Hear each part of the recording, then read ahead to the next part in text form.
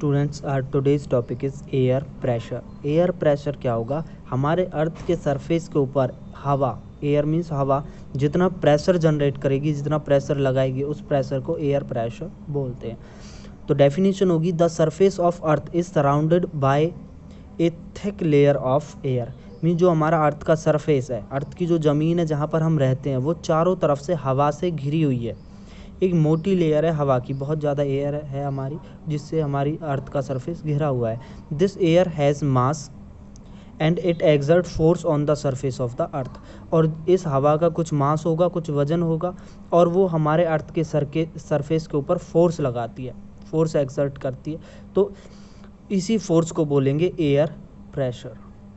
If we measure the amount of the force over a unit area is called air pressure. अगर हम उसी force को किसी particular area में measure करें, किसी फिक्स एरिया के अंदर उसे नापें, तो उसे बोलेंगे air pressure.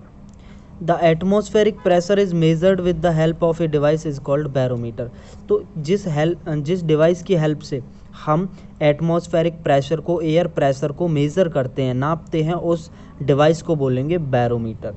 In A barometer height of mercury column indicate pressure. तो बैरोमीटर के अंदर जो मर्क्यूरी का कॉलम होगा वो हमें बताएगा एटमॉस्फेरिक प्रेशर कितना है। जैसे हमारे थर्मोमीटर के अंदर मर्क्यूरी भरा हुआ होता है, वो जितनी उसकी हाइट होगी तो हमें बताता है हमारा टेम्परेचर, बॉडी टेम्परेचर कितना है।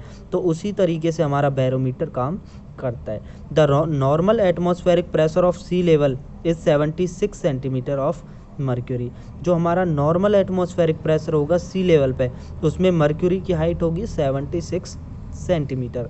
As you go higher up from the sea level the atmospheric pressure decrease. जैसे ही आप अर्थ से ऊपर की तरफ जाओगे, आसमान की तरफ जाओगे, तो एटमॉस्फेरिक प्रेशर कम होता चला जाएगा। किस वजह से? क्योंकि जब हम अर्थ के सरफेस पे हैं तो सारी एयर का जो मास है वो हमारे ऊपर पड़ रहा है। जैसे आप ऊपर जाते जाओगे, एयर कम होती चली जाएगी, आपके ऊपर प्रेशर कम होता चला जाएगा। Now the next is what is wind.